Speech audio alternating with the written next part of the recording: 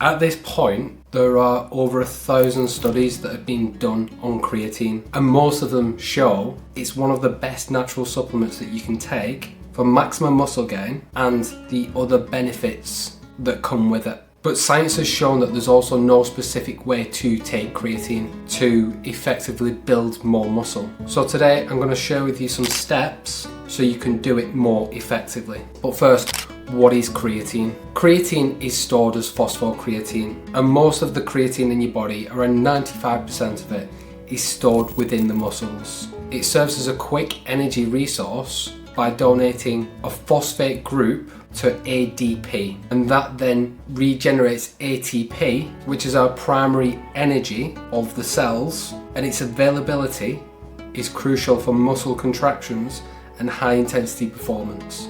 And by replenishing ATP more efficiently, creatine supports stronger, more forceful muscle contractions, which then leads to improved performance that rely on strength, power and speed. So the harder and more intense that you are lifting, alongside a good high protein diet, is going to go a long way for maximizing your muscle growth. So how can you use creatine to maximize the amount of muscle that you hold? The first step is to understand which type of creatine you should be taking. There's always some new product on the market that's claiming to be better than the rest or better than the one that they've just released, but it isn't the case. There have been multiple studies around 6 different types of creatine, and the one that always comes out on top is creatine monohydrate, and it's because it works better, and of the additional benefits, it also happens to be the cheapest. You don't even have to buy the most expensive version of the creatine monohydrate unless you want a gummy or a flavoured version. I take mine unflavoured, and it's the one that dissolves the easiest.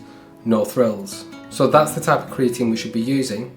But how much should we consume? So there have been multiple studies on this as well, and the amount of creatine that a person should be using is usually split 2 ways. The other is to dose it from your body weight. However, what studies show is that ranging from 3 to 10 grams per day is beneficial for building muscle, which means that no matter what size or weight that you are, if you take a standard dose, you're going to be right around about that sweet spot for maximizing the amount of muscle that you can build with it, and to not put too much pressure on your kidneys. And you might have heard of people taking more in initial loading phase of creatine, taking it to the point of maximum muscle absorption. And this is when people front load the creatine, taking up to 20 grams per day for the first week or so. And there have been studies to look at and understand if there's any benefit in doing that. And without loading, taking 3 to 5 grams per day gradually saturates muscles over 2 to 3 weeks.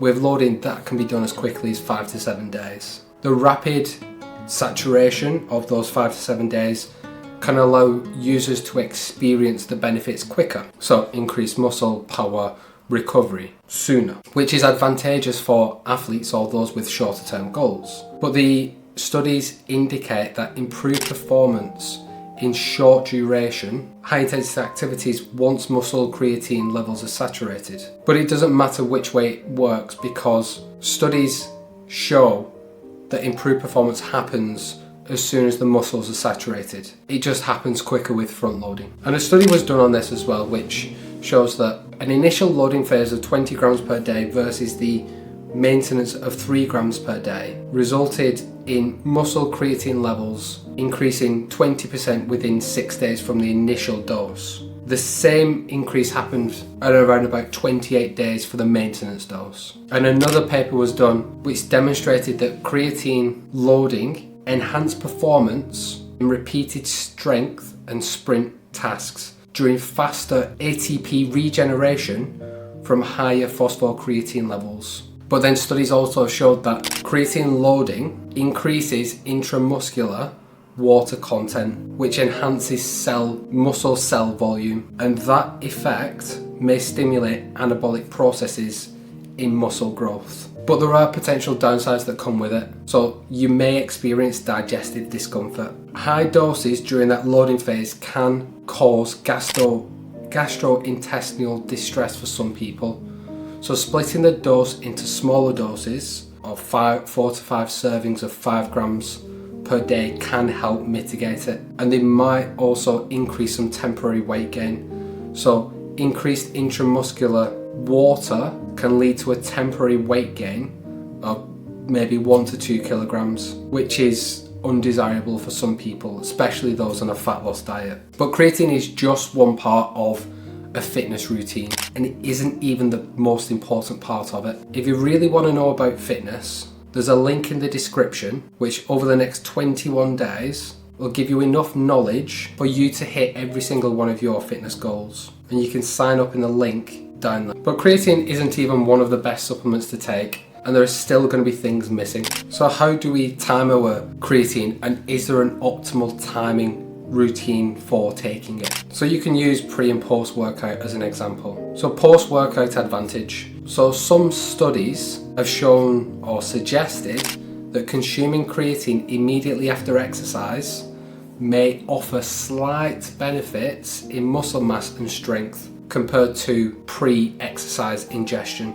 For instance, a review indicated that post-exercise creatine supplementation was superior for increasing muscle mass, though the difference was not significant. But other researchers also found that there was no substantial difference between pre and post creatine intake. And another study was done that showed no relative strength or muscle gains by taking creatine pre or post workout. The consensus in the scientific community is that consistent daily intake of creatine is more crucial than timing. So maintaining elevated muscle creatine levels through regular supplementation supports muscle growth and performance improvements over time. And while some research hints at marginal gains to post-exercise creatine supplementation, the predominant factor contributing effectiveness is regular, consistent use. So incorporate creatine into your routine in a manner that ensures you can adhere to it. So focus on daily intake rather than precise timing around workouts. So all in all, you can optimize your creatine intake by taking 5 grams per day from the first time you take it forever, and that's going to be around about 99% of everything that you ever are going to need to know about creatine. But if you are wanting to build more muscle, and let's just say you want bigger arms, if you want to know some steps to get bigger arms in the next 30 days, you can click on that video just there and I'll walk you through those 5 steps. And remember the link in the description. See you there.